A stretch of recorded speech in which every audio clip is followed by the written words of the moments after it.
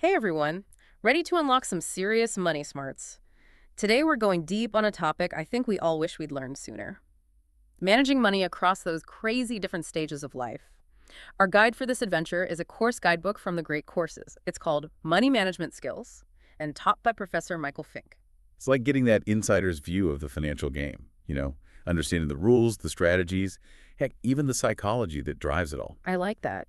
And what's cool is Professor Fink doesn't just tell us the what, it's the why that's really interesting. Like, ever wonder how those rich retirees got so, well, rich? It's not always luck, right? Turns out a lifetime of smart choices really adds up. Or how about why renting might be the better move sometimes than buying? We're going to bust some myths wide open today. A lot of this stuff, it's not about being a math whiz. It's about understanding your own financial brain, how you personally make decisions about money. Professor Finke talks about our brains having this rational side and an emotional side, and they're constantly battling it out when we deal with finances. Okay, I feel personally attacked. Explains a few things about my shoe collection. But seriously, how does this play out in our everyday lives? Well, take loss aversion, for example. It's this human thing. We feel the pain of losing money way stronger than the joy of gaining the same amount. Interesting. So even if logically holding on to stocks long-term is the smarter move, that fear can make people sell during a downturn, locking in their losses, you see. Okay, that makes sense. But isn't that kind of counterintuitive? Like, shouldn't we be more cautious when things are risky? It's a balancing act, for sure. Think back to that 2008 crash. Those who panicked and sold low, they often missed out on the recovery that came later. Professor Finke says understanding these biases, that's the first step to making more rational choices. So self-awareness is key, right? Right. What other things can kind of trip us up in this financial brain game? Another sneaky one, narrow framing.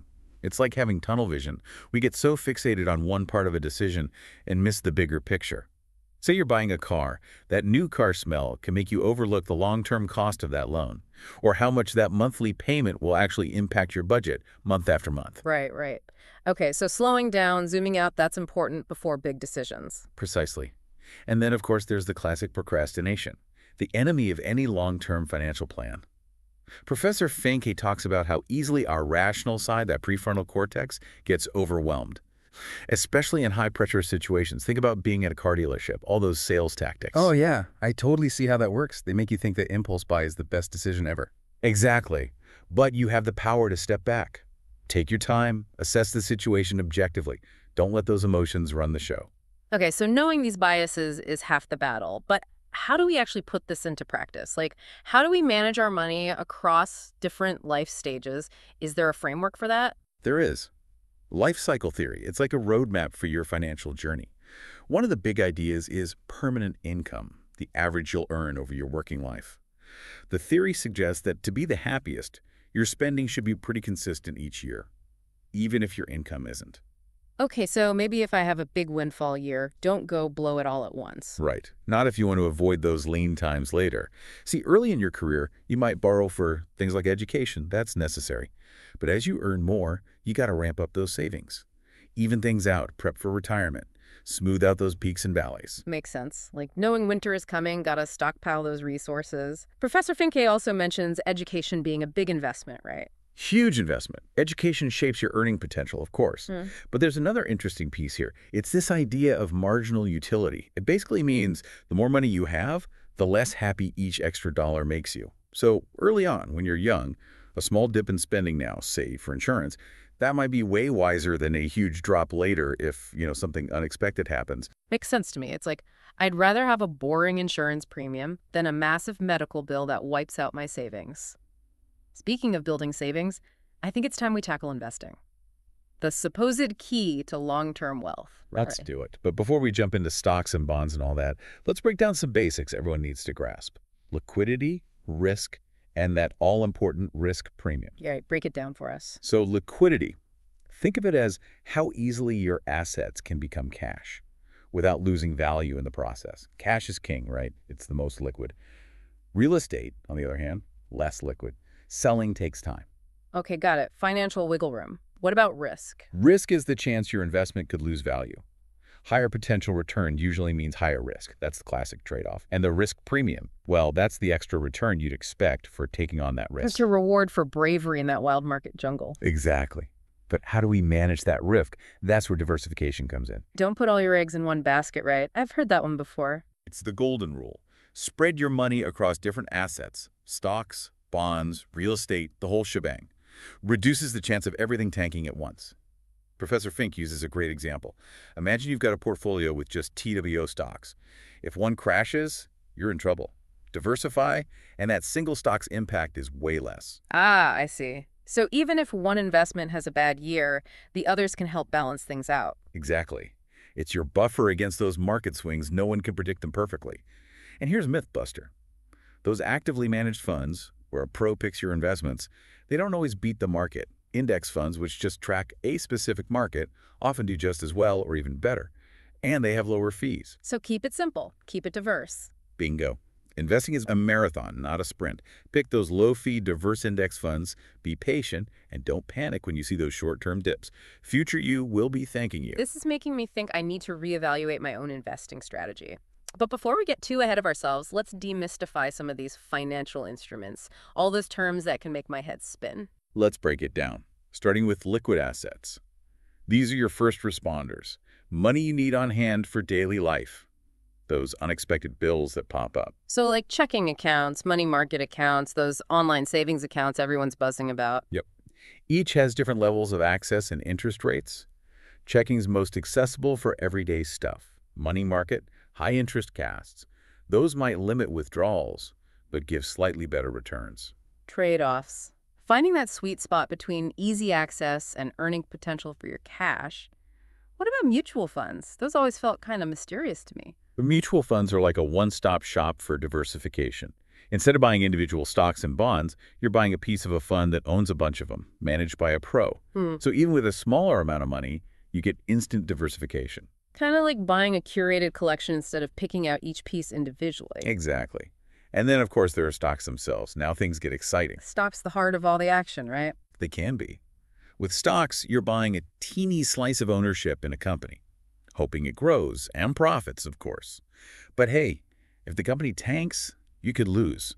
Risk-reward, always. The classic dilemma. How about those steady bonds? Those seem less volatile. Bonds are like loans you're giving, either to a government or a company. You get regular interest payments, your initial investment, back when the bond matures. So it's like being the bank, right?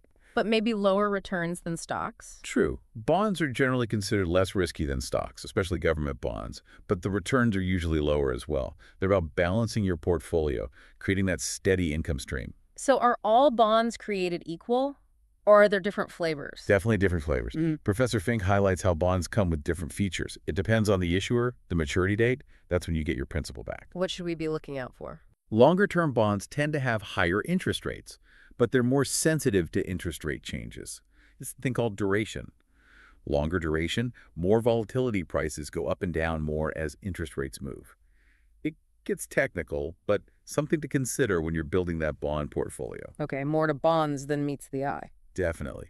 And this is where Professor Fink circles back to keeping it simple. He believes the best way to invest in both stocks and bonds, you guessed it, those passive diversified index funds. Low fees, great diversification, they often beat those fancy actively managed funds in the long run.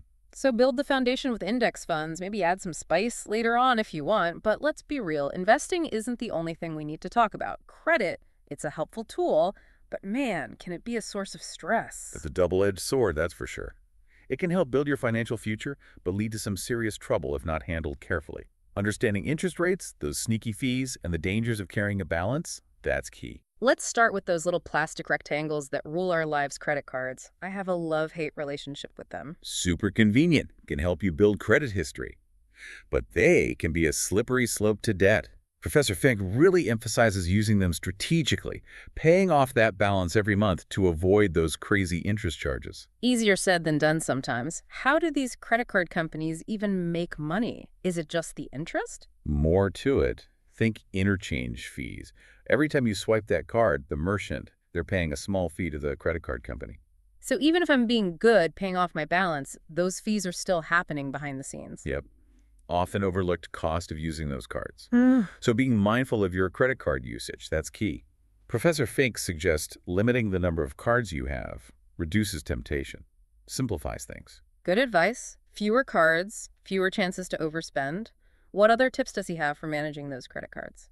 Paying with cash or debit can be a good way to avoid racking up that balance. And if you're about to make a big purchase, wait 24 hours before you hit that Buy Now button. Give your rational brain time to catch up. Cooling off period. I like that. What about car loans? Those seem almost unavoidable these days. A reality for many. But don't go in blindly. Shop around for the best interest rates and terms. And don't just focus on that monthly payment. Think total cost of financing, including interest. Right, the big picture, not just that tempting low monthly payment. Exactly. And don't forget to negotiate. Dealerships often have wiggle room on interest rates and financing. Don't be afraid to haggle. The art of the deal. Exactly.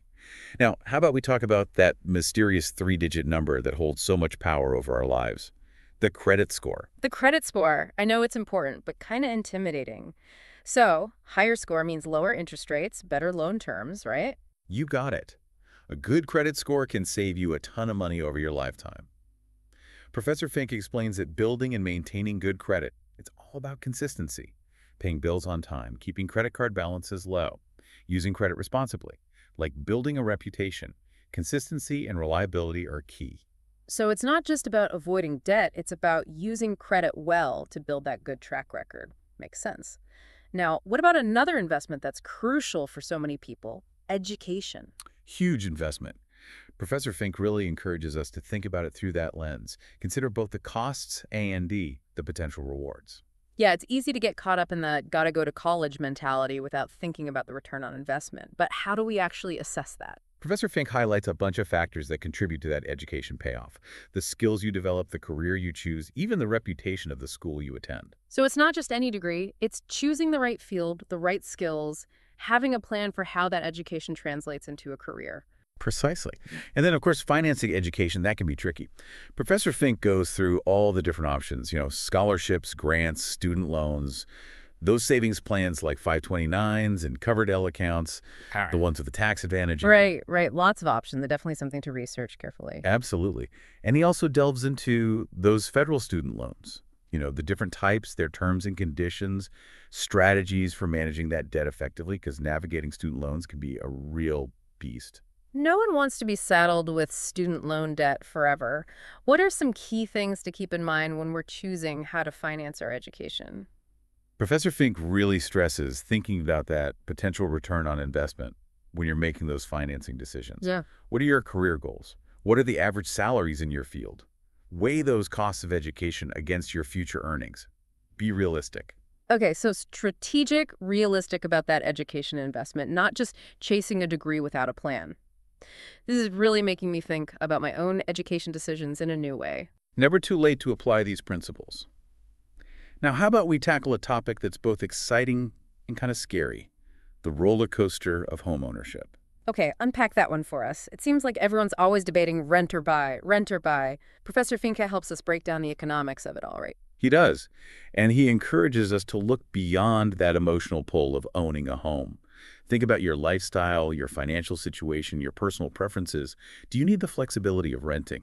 Can you comfortably handle a down payment, those monthly mortgage payments, all those ongoing maintenance costs? So being honest with yourself, making a decision that truly aligns with your life AD, your financial goals. Exactly. And of course, getting a mortgage, that can be a daunting process. Professor Finkel walks us through it, explains down payments, those front-end and back-end ratios lenders use to see if you can repay, the importance of shopping around for the best interest rates. Don't just go with the first one you see. So it's not just finding a house you love, it's navigating the financial side strategically. What's the biggest takeaway for people thinking about buying a home? Be prepared. Get your financial ducks in a row. Gather your documents, check your credit score, be ready to negotiate with those lenders to get the best possible terms. Don't just jump at the first offer. So knowledge is power when it comes to mortgages, but I know there's more to home ownership than just that monthly payment. Oh yeah, those ongoing costs. Property taxes, insurance, maintenance, it all adds up. Factor that into your budget. Make sure you can handle those expenses without breaking a sweat. Right. Don't be house poor. But there are some potential upsides to home ownership too, right? Of course. It can be a way to build wealth through those mortgage payments you're forced to save and the potential for that home value to appreciate. So you're paying down your mortgage A&D, potentially building equity at the same time. Sounds like a win-win. But is there a downside to that potential appreciation? It's not without risk. Professor Finke warns about borrowing too much against your home equity, especially if those home values drop. Remember those home equity lines of credit? They can be useful, but use them responsibly. Don't over-leverage yourself. Got it. Don't get too caught up in the potential gains and forget about the potential risks. Well, that was an eye-opening look at homeownership. But let's face it, life throws curveballs. Unexpected events happen. That's where insurance comes in, right? Absolutely. Professor Fink encourages us to think of insurance as risk management, protecting our financial well-being. It's not just about paying premiums, it's about that peace of mind. But how do we know what kind of insurance we really need? There are so many options. Well, Professor Fink starts by talking about those biases that affect how we see risk. For example, that availability bias makes us overestimate the likelihood of things that are easily recalled. Like, if there's a big natural disaster in the news, everyone rushes to buy flood insurance, even if the risk in their area is actually pretty low. Oh, that makes sense. So rational decisions based on actual risk, not emotional reactions. Exactly. Professor Fink provides a framework for deciding when to buy insurance versus when to self-insure. It's about considering the potential financial hit if something bad happens and whether you can handle those costs yourself. So a balancing act, figuring out what level of risk you're comfortable with. Exactly. And then, of course, you've got different types of insurance to think about. Life insurance, disability insurance, homeowners insurance, car insurance. The list goes on. I know, it can be overwhelming. It's like, how do I even begin to sort through all this? Professor Fink breaks down each type, explains the purpose, the key features, the coverage options, strategies for choosing the right policies and getting the most value out of them. It's about understanding how each type fits into your overall financial plan, making sure you're covered for those just-in-case moments. Okay, so insurance is a must-have no matter what stage of life you're in. But there's one aspect of financial planning that I know many people dread: taxes. Taxes. Can't avoid them, but understanding the basics can help you make better decisions, maybe even reduce what you owe. I'm all for paying less in taxes. Professor Finke gives us a crash course in the federal tax system, right? He does. He breaks down key concepts like progressive taxation, the different sources of income, those deductions and credits we can use to lower our bill. Okay, let's start with progressive taxation. What does that even mean? It means the more you earn, the higher percentage you pay in taxes. The idea is that those who can afford to contribute more, they should carry a bigger share of the burden. Okay, the more you make, the more you pay, in theory at least. But how is our actual taxable income calculated? Professor Fink explains that it's not just about your gross income, right? There are deductions and exemptions that can lower your taxable income, and that means lower taxes. Deductions, gotta love them. Little gifts from the IRS. Well, sort of. Important to understand which deductions apply to you, though. Professor Fink explains the difference between above-the-line deductions taken right off your gross income and itemized deductions, where you list them out individually on your tax return.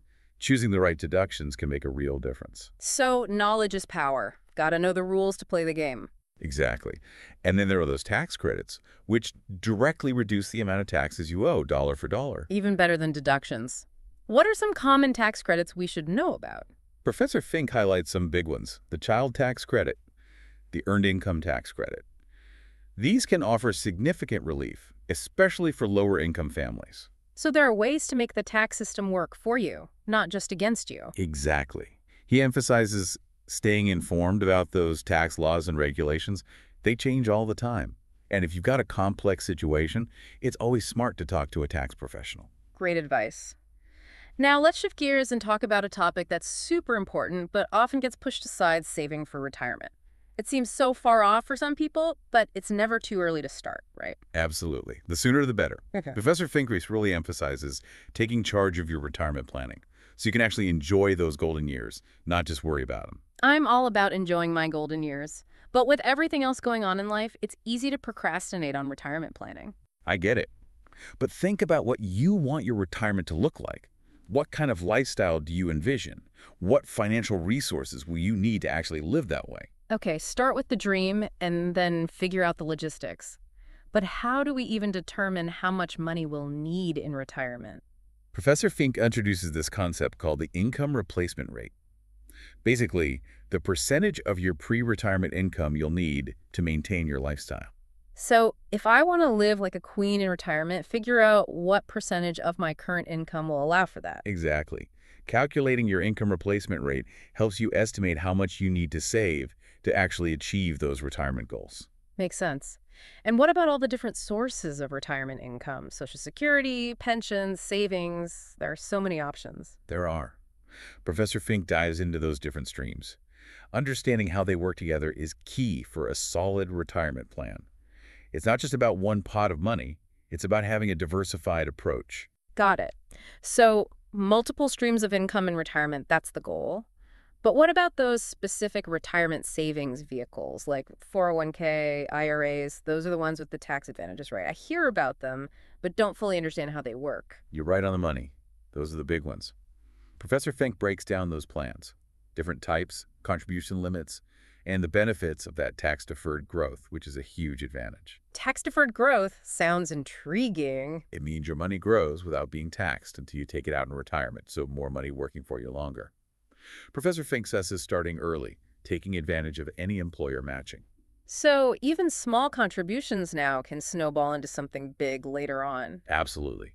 Compound interest is a powerful force. And, of course, Professor Fink talks about investment strategies for those retirement savings. Same principles, diversification, long-term perspective. So what we talked about earlier with investing in general, those principles apply to our retirement savings as well. Got it. But once we're in retirement, how do we know how much to withdraw? Professor Fink introduces this handy guideline called the 4% rule. It suggests withdrawing 4% of your portfolio balance each year, adjusting for inflation. Helps make sure that money lasts throughout retirement. Okay, so it's not just saving enough, it's having a plan for how to spend it wisely once we're there. Exactly. And he touches on this concept of annuitization, too. It's basically converting some of your savings into a guaranteed income stream for life. So instead of relying only on your investments, you create this steady paycheck that you can always count on. Precisely. Annuities can provide that peace of mind. But as with everything, it's important to understand the different types. Choose one that fits your needs and risk tolerance. Starting to see how all the pieces of this retirement puzzle fit together. Now, let's be honest, nobody likes talking about this, but it's crucial. Estate planning. Not the most fun topic, but important for everyone, right? Absolutely. It's not just for the wealthy or the elderly. Professor Fink demystifies the process, explains those key documents everyone needs, and why having a plan in place is so important, regardless of your age or how much money you have. Okay, so where do we even begin with this? What are those key documents? Well, he starts with wills. Those legal documents that outline how you want your assets distributed after you're gone. Having a will make sure your wishes are respected can help minimize those potential conflicts down the line. It's about having a say in what happens to your stuff, your legacy. So the will is like your last word on how you want things handled. Got it. Exactly. Professor Fink really stresses choosing an executor carefully, that's the person you trust, to actually carry out those wishes. Big responsibility. Yeah, I can see that. But what if you don't have a will at all? What happens then? That's when things can get messy. If you die without a will, the state decides how your assets are divided, and that might not be what you wanted at all. And then there's probate, the legal process of validating and administering your will. Probate, that sounds like something I want to avoid if possible. It can be a headache, for sure, time-consuming, costly. So Professor Fink explores ways to maybe avoid probate or at least minimize the hassle for your heirs. One option is a living trust. Okay, a living trust, are those just for rich people? Not at all. There are legal entities that hold your assets, and they can be used to avoid probate, control how your assets are managed and distributed, like having a designated manager for your stuff, making sure things go smoothly.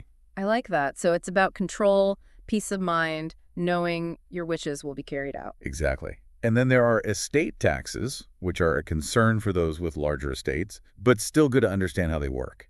So even if I'm not a millionaire, it's still worth learning about estate taxes. Professor Fink walks through those current tax laws and exemptions, talks about strategies for maybe minimizing those taxes, gifting assets during your lifetime, using trusts to shield assets, that sort of thing. Being informed is key. Knowledge is power, as always. It sounds like estate planning is something you really need to talk to a professional about, right? Not just something you can DIY. Definitely not a DIY project. Professor Fink really stresses getting advice from an estate planning attorney, someone who knows the ins and outs, can make sure your plan is legally solid, and does what you want it to do. Makes sense. Well, that was an eye-opening overview of estate planning. Not the most cheerful topic, but definitely essential. But wow, we have covered a lot of ground today.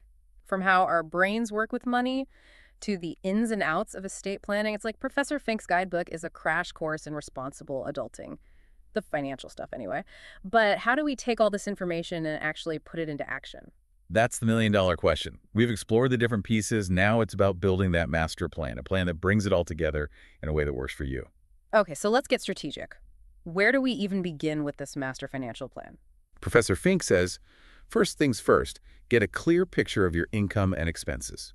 Track your cash flow, know where your money's going, see where you can save or cut back. It's all about knowing your numbers before you can make any real changes. Right, makes sense. Get those financial ducks in a row. Exactly. Yeah. And there are some great budgeting tools and apps out there that can help you track your spending, make it a little easier. So once we've got a handle on our cash flow, it's budgeting time, right? You got it.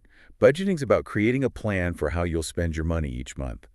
But it's not about deprivation. It's about conscious choices, aligning your spending with what's important to you, your goals. So having a spending plan, not just letting your money fly out the door with no direction. Exactly. And different budgeting methods work for different people. Find what works for you.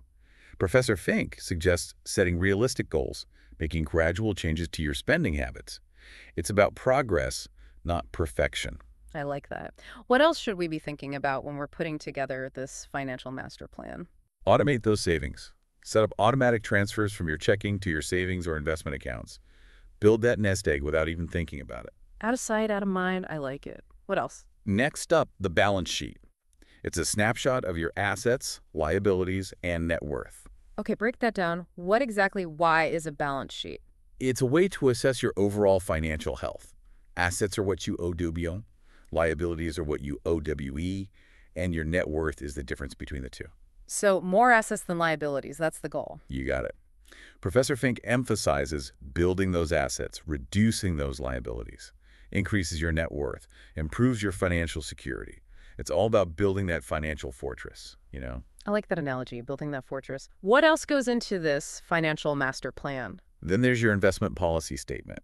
It's a written document that outlines your investment goals, how much risk you're comfortable with, your asset allocation strategy, basically, how you're spreading your money around. So it's like a roadmap for your investments, guiding your choices, keeping you focused on those long-term goals. Exactly. Helps you avoid making those emotional decisions based on what the market's doing day to day. Okay, so having a plan, a written plan, is super important.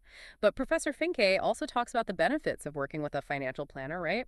Sometimes we need a little extra help. Absolutely. A financial planner brings expertise, guidance, accountability.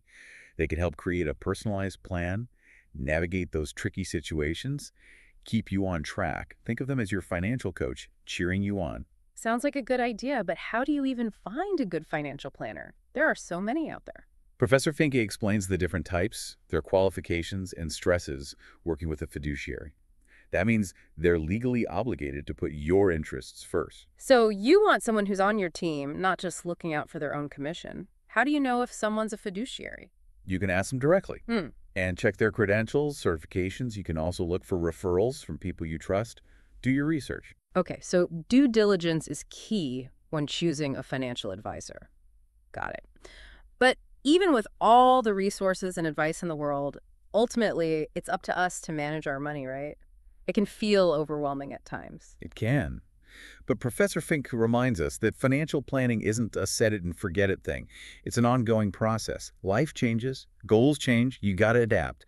Create that written plan, review it regularly, update it as needed. It's a living document, evolving along with our lives. Exactly. You're in the driver's seat. And that's what makes it so empowering. That's the beauty of it. It's in your hands. You have the power to shape your financial future. You know, it's incredible how much we've covered already, from the psychology behind our spending habits to the ins and outs of estate planning. Professor Fink's guidebook really is like having a personal finance mentor right there in your pocket. But what strikes me is that this isn't just for the super wealthy or the financial experts, it's for everyone. Wherever you are in your financial journey, there's something here for you. Couldn't agree more. It's never too early, and it's definitely never too late to start making smart money moves. And that brings me to a thought I want to leave you with. Think about everything we've discussed today. From managing spending and investing to planning for retirement and protecting your assets, it's like putting together a big financial puzzle. Each piece connects to the others. I love that analogy. It's not just isolated actions, it's about creating a whole cohesive financial strategy. Precisely. So here's the challenge. What's one small step you can take today to put these principles into action? I love a good challenge. It could be setting up a budget, finally automating those savings transfers, even just reading a personal finance article to keep the momentum going. Progress over perfection. Exactly. Yeah. And remember, you don't have to go it alone. There are resources out there, financial advisors, online communities that can offer support and guidance. You're not on an island. We're all in this together, figuring out this whole money thing and building a brighter future. You know, one of the things that really fascinated me from Professor Fink's guidebook is how our financial decisions aren't always logical. Ah, yes. The fascinating world of behavioral economics. We humans, we're complex creatures, and our emotions, well, they play a much bigger role in money management than we often realize. Sometimes it feels like our feelings hijack our best intentions. Professor Fink explains how fear, greed, even social pressure can influence our choices. We might splurge to keep up with the Joneses or avoid investing because we're terrified of losing money. It's almost like there's this internal tug-of-war between our rational side and our emotional side. That's a great way to put it. And being aware of those emotional triggers, that's a huge step towards making those more rational choices. Next time you're about to make a big financial decision, take a pause. Ask yourself, is this driven by my long-term goals, or is it my emotions calling the shots right now? Powerful question. Helps us take a step back, see things more objectively. Professor Fink also talks about the importance of framing. How the way information is presented can influence our choices. Like, if we think of saving for retirement as a sacrifice, who wants to do that? But if it's an investment in future freedom and happiness, well, that sounds a lot more appealing. It's all about shifting that perspective, focusing on those positive outcomes. Another fascinating concept he explores is mental accounting, how we mentally categorize money based on its source or intended use. Like, we're more likely to spend money we win in the lottery than money we earned through hard work, even though it's all just money at the end of the day. It's like those envelope budgeting systems people used to use, only this time the envelopes are in our heads. Exactly. Understanding these mental accounting biases can help us avoid those traps. Next time you're tempted to buy that expensive gadget, ask yourself, which mental account am I using for this? Is it really the best use of those funds? Simple but effective. Makes you really check in with yourself, see if your spending's in line with your goals. But let's be real, we're not just influenced by our own thoughts and feelings, right? Our social circles play a role too. You're absolutely right. Social influence is a powerful force. We might invest in something because our friends or avoid talking about finances altogether because, yeah, taboo. Professor Fick encourages us to be mindful of those social influences, make decisions based on what's right for us, not what everyone else is doing. So break free from those social scripts and create your own path. Take ownership. On that note, Professor Fink highlights financial role models and mentors as a positive influence, surrounding yourself with people who have healthy financial habits that can be super inspiring and motivating. It's like having your own financial cheer squad. And remember, financial literacy is a journey, not a destination. There's always something new to learn, new strategies to explore, new challenges to conquer. Love that perspective. Embrace the journey. Keep learning. Keep growing. That's the spirit. The more we know, the better we can navigate this crazy world of money and build a more secure and fulfilling future for ourselves. Well said. You know, one thing I found really inspiring in Professor Fink's guidebook is the emphasis on giving back. It reminds us that financial well-being isn't just about accumulating wealth. It's about using our resources to make a positive impact. That's such an important point. It's about aligning our financial goals with our values and realizing we have the power to make a difference. Even small contributions can ripple outward, inspire others to give back as well. It's not just about personal gain, it's about collective well-being, creating a more compassionate and equitable world. Beautifully put. And before we move on, I want to take a moment to express my sincere gratitude to Professor Michael Fink for sharing his expertise through this wonderful guidebook. His insights have been so valuable in helping us demystify personal finance and empower ourselves to make informed choices. Absolutely. Professor Fink, thank you for being our guide on this financial adventure. And of course, a huge thank you to all of you, our amazing listeners, for joining us on this deep dive into the world of money management. Your curiosity and engagement inspire us to keep exploring these crucial topics. We appreciate you being here with us, learning and growing together. Remember, financial well-being is within reach for everyone. It's about taking those steps, making conscious choices, and building those healthy habits that will serve you well throughout your life. So go out there, Take charge of your financial future and make those money moves with confidence. But before we wrap up this part of our deep dive, let's shift gears and talk about something that can really throw a wrench in our financial plans. Those unexpected expenses. Oh, those surprise expenses. They can really derail our best intentions, can't they? Professor Fink wisely dedicates a whole section to this very topic, outlining strategies for managing those financial bumps in the road. This one hits close to home for me. I'm always getting caught off guard by unexpected car repairs or medical bills that seem to pop up out of nowhere. It happens to all of us. But Professor Fink emphasizes the importance of being prepared. His first line of defense, that all-important emergency fund. Okay, the emergency fund. We hear about it all the time, but what's the best way to approach it? How much should we aim for? Professor Fink suggests aiming for 3 to 6 months worth of essential living expenses. You want to have that cushion in a readily accessible account. That sounds like a lot of money. Where do you even begin to build that kind of cushion? It doesn't happen overnight, that's for sure. Start small.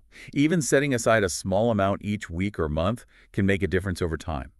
Automate those transfers so you're consistently building that fund without even thinking about it. So make it a habit, part of your routine. Exactly. And keep those funds in a safe and easily accessible account, like a high-yield savings account. You want to be able to get to that money quickly when you need it. Makes sense. No point in having an emergency fund if you can't access it during an emergency. But what if those unexpected expenses are bigger than what you have in your emergency fund? Professor Fink acknowledges that sometimes life throws curveballs that are bigger than our emergency funds.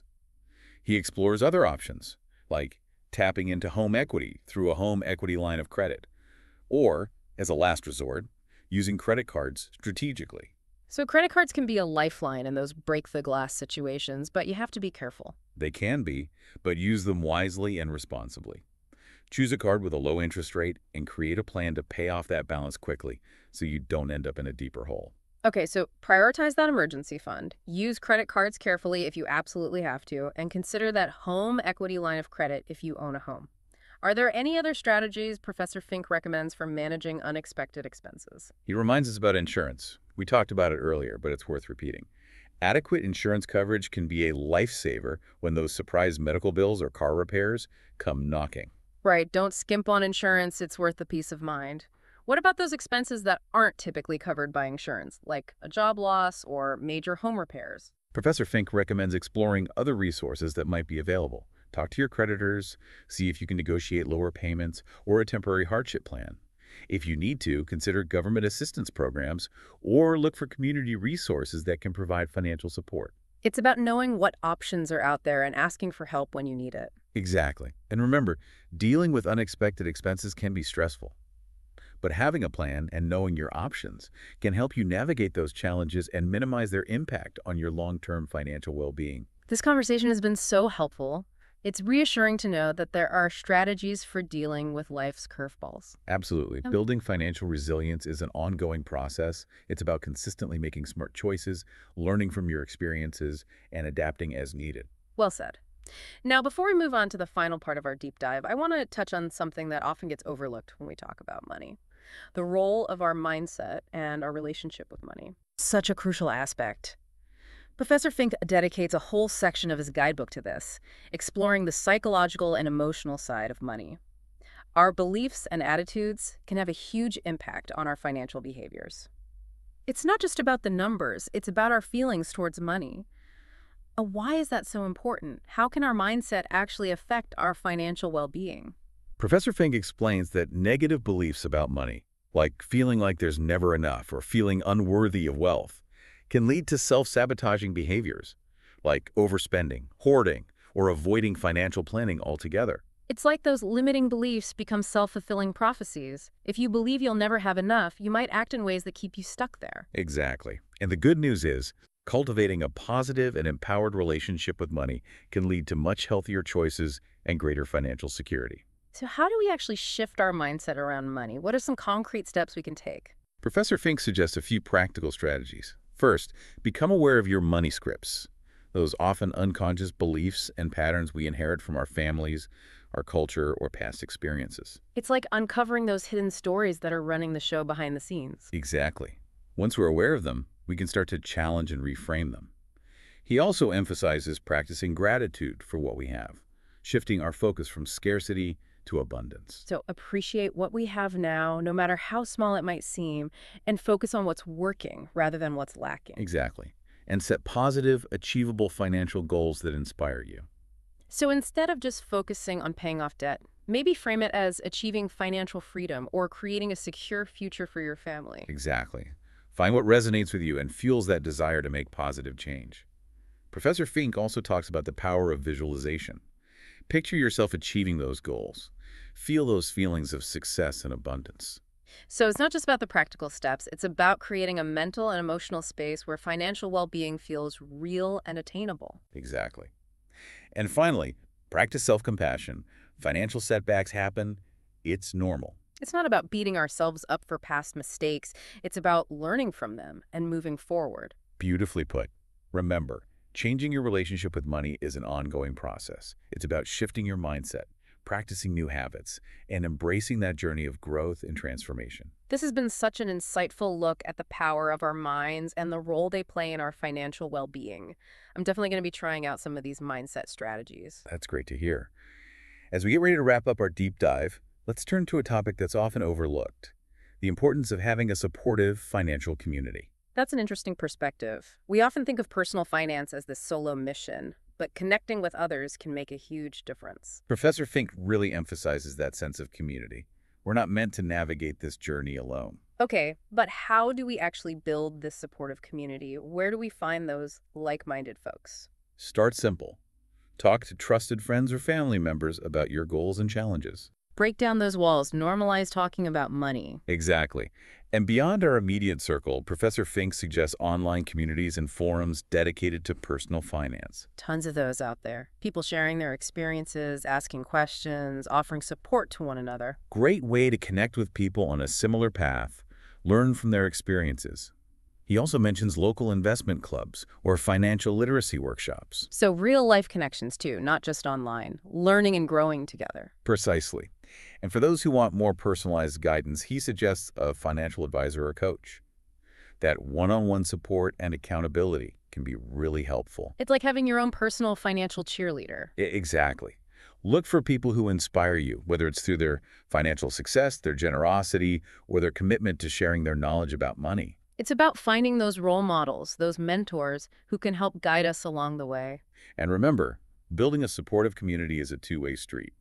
Share your own experiences and knowledge too. Help others who are just starting out on their journey. Pay it forward. Create that ripple effect of financial empowerment. Beautifully said. Now, as we approach the final segment of our deep dive, I want to highlight one more crucial element that Professor Fink emphasizes: the importance of continuously learning and adapting. So embrace that growth mindset. Stay flexible. Exactly. The world of personal finance is constantly changing.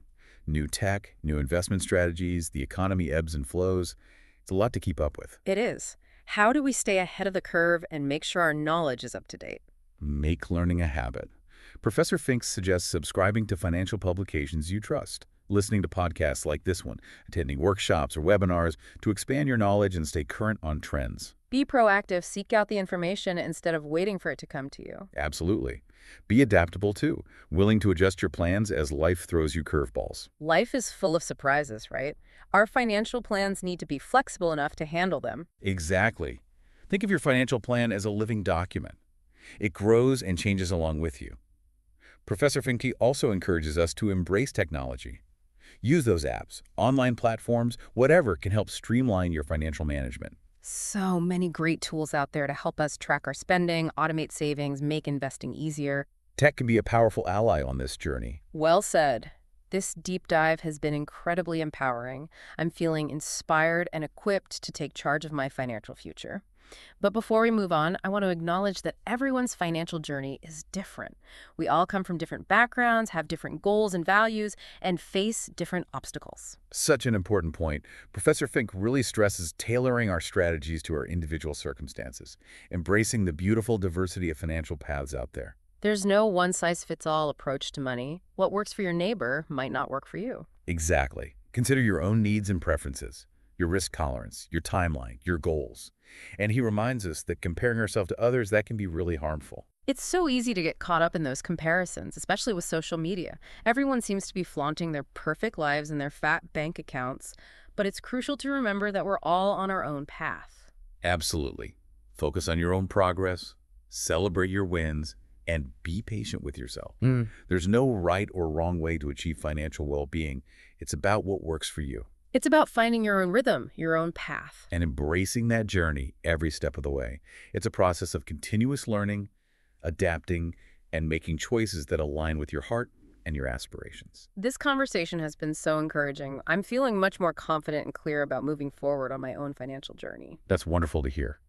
As we move to the last part of our deep dive, let's take a moment to appreciate the incredible power we have in shaping our financial futures. It's easy to feel overwhelmed by all the complexities of personal finance, but ultimately, we're in control. Professor Finke reminds us of that agency we have. We have the power to make choices that support our financial well-being and create a life of abundance. Let's step into that power, armed with the knowledge and strategies we've gained from Professor Fink's wisdom. Let's create the financial future we deserve. You got it. You are capable of achieving your goals and creating a life of financial freedom and fulfillment. Well said. Now let's dive into the final part of our deep dive, where we'll explore some more insights and resources to help us continue this journey toward financial empowerment. I'm excited to share some final nuggets of wisdom with our listeners. Okay, we're back, ready to wrap up our deep dive into the world of money management. It's been quite the journey. From the psychology of spending to estate planning, I feel like we've covered so much ground, and I'm definitely feeling more equipped to handle my finances now. Absolutely. We've explored a ton, but this is really just the starting point. The real magic happens when you take all this knowledge and make it your own. Create a plan that fits your life, your goals, your values. Right, it's not about following some rigid set of rules. It's about taking these principles and making them work for you. But what if we get stuck along the way? Or need some extra guidance? Professor Fink knows that navigating this stuff can be tough. It can feel overwhelming sometimes. That's why he talks about those extra resources, support systems that can help us along the way. It's like having a financial safety net. I like that financial safety net. So what kind of resources does he recommend? Well, first off, he highlights professional financial advice. Sure, we can learn a lot from books and podcasts like this one, but sometimes you just need that personalized guidance from a pro.